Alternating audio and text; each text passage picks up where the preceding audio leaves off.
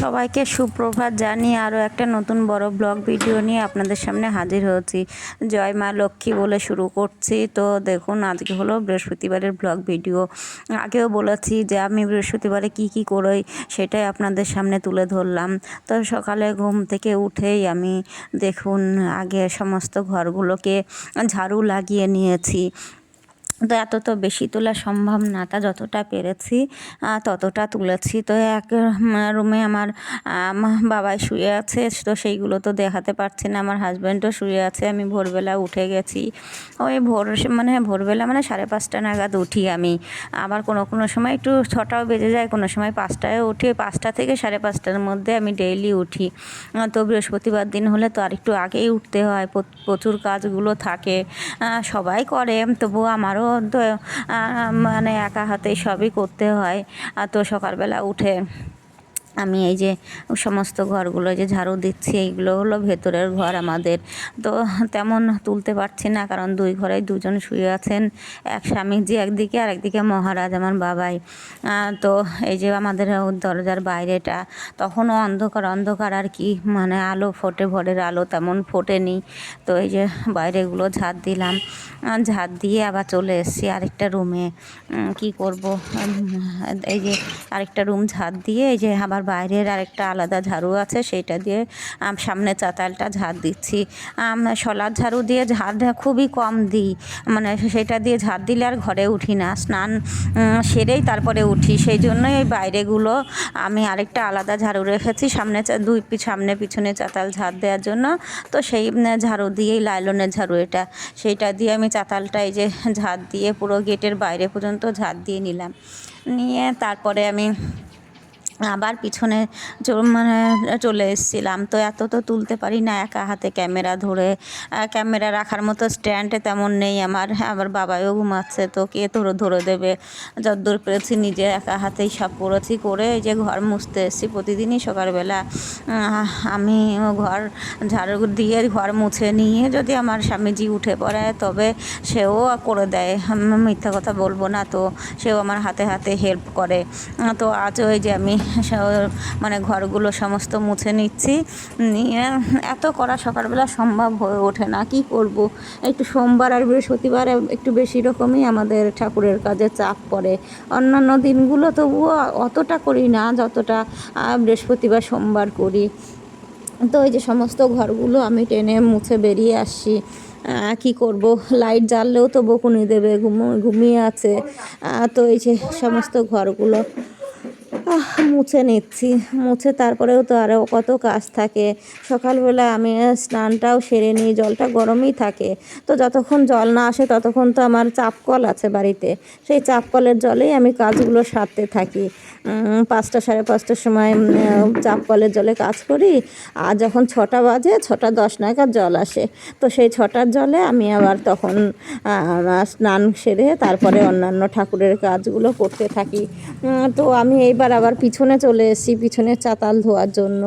এই যে পিছনের চাতালগুলো মানে না ধুলে সেইখানে তো ঠাকুরের বাসন মাজা, ঠাকুরের সমস্ত কাজগুলো পিছনের চাতালের উপর দিয়ে করতে হয়। এখন একটু ভালোই ঠান্ডা পড়েছে আমাদের এদিকে, তো ঠান্ডার মধ্যে উঠে গেছি। টুপি, সোয়েটার, চাদর পরে নিয়েছি। সকালবেলা কি করব, কুয়াশা আছে, ঠান্ডা আছে, ঠান্ডার মধ্যে সব পরে নিচ্ছি। নিয়ে যে পিছনে চাতাল, এই বাইরেটা দেখুন কেমন কুয়াশা, মানে ভোর তখন আলো ফোটেনি তেমন। এই ঘরের কাজগুলো সেরে এসে পিছনে এসেছি, তাতেও এখনও মানে মেঘলা অন্ধকার রয়ে গেছে। কি করব, এত কিছু করে তো ডিউটিতে যেতে পারে না আমার স্বামীজির, তাহলে তো প্রতিদিন এত করতে গেলে তার শরীরটাও খারাপ হয়ে যাবে। যার জন্য আমি তাড়াতাড়ি করে উঠে পড়ে তাকে যতটা পারি হেল্প করে দিই। আমার স্বামীজি সকালে ঠাকুর পুজোটা সেরে দিয়ে যান, পরে বাকি কাজগুলো আগে পিছে আমি করে দিই ঠাকুরের কাজ। তো সেই জন্যই আমার উঠে একটু বেশি সময় নিয়ে হাতে নিয়ে উঠতে হয়। এই যে আমি পিছনের চাতালটা করে এবার সামনে চলে এসেছি। সামনের চাতালটা আবার ধুয়ে নিয়েছি জল দিয়ে, সেটা আর আপনাদের দেখাতে পারিনি ক্যামেরায়।